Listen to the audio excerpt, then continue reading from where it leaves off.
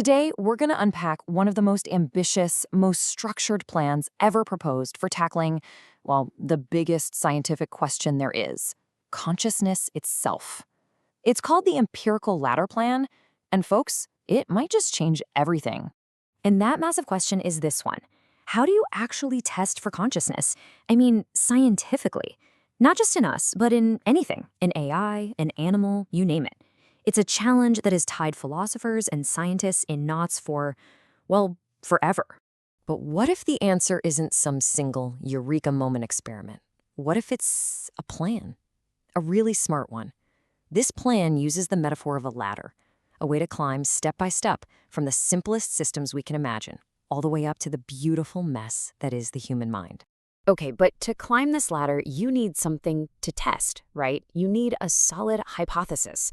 And at the very heart of this entire plan is a candidate theory known as DAIM. So what on earth is DIM? Well, to put it simply, it's a theory that says a system is conscious if a part of it is doing two very specific things at the same time. First, it's creating this rich, complex internal story about itself and the world. And second, and this is key, it's telling itself that story. It's not just reacting to being poked from the outside. Let's break down what those two ideas really mean. So DAIM really stands on two pillars. First, you have the EI maximum. The best way to think about this is like the conductor of a huge orchestra. It's the one spot where all the information comes together to create this incredibly complex, meaningful music. But then you've got causal sovereignty. And this just means the conductor is writing and leading the music from within. They're not just waving the baton because someone in the audience told them to. The system is generating its own show from the inside. All right, before we take a single step up that ladder, we need a blueprint. Every good scientific mission needs guiding principles to keep the research honest, rigorous, and on track. And here are the ground rules for this climb. First, start small. Work in super controlled environments before you go making any huge claims about consciousness across the universe. Second, don't work in a bubble. Always compare your results against the other big theories out there.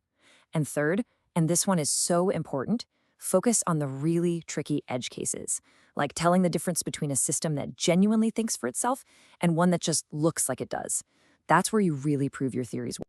Okay, the theory is in place, we've got our principles, we are ready for the climb itself. Let's take a look at the 4 rungs we have to get up.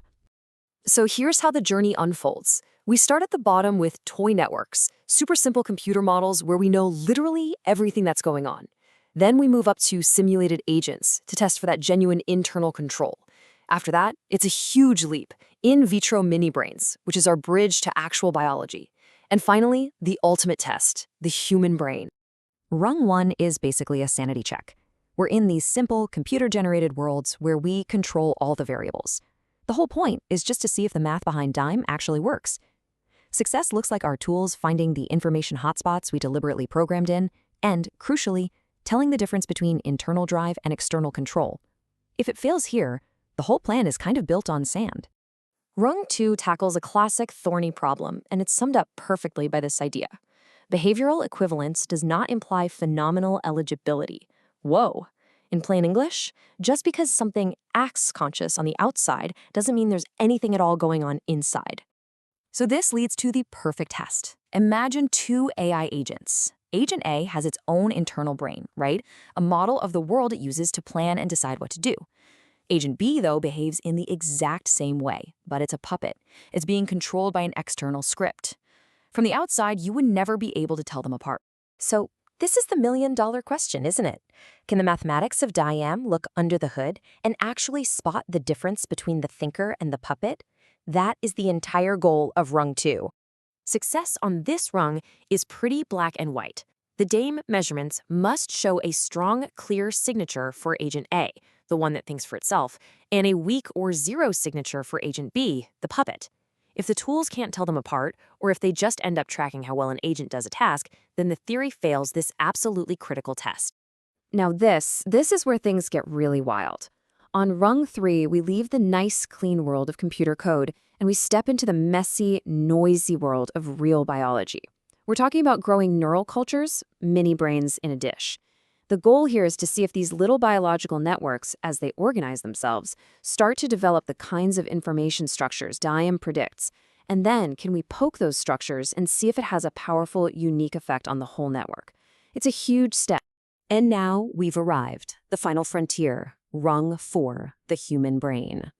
This is where the theory gets put to the ultimate test, against real lived human experience.